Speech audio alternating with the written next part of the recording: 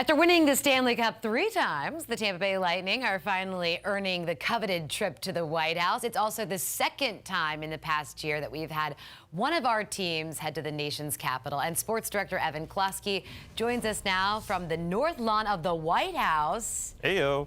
Evan, not a bad gig today. Looking good there, bud.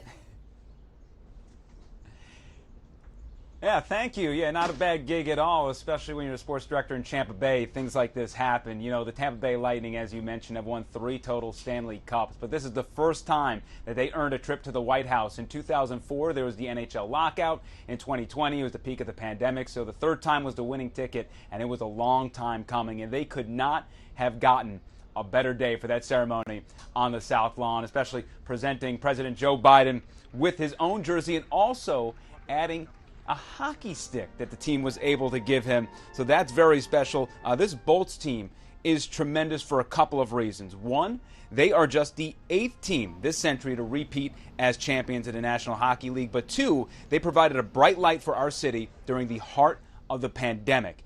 It's an amazing day for a celebration and for some reflection. Obviously, the bubble championship was something that hopefully no other team has to go through ever again, because it was, 65 days away from your family and your friends.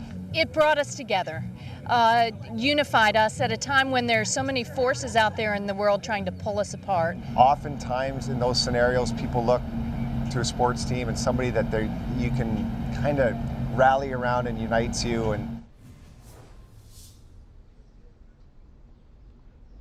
yeah, John Cooper also told us after the ceremony that he hopes this isn't a once-in-a-lifetime opportunity. He's hoping that this squad can begin its three-peat starting next week. And also, coming up at 5:30, we want to mention how John Cooper and President Biden aren't so different.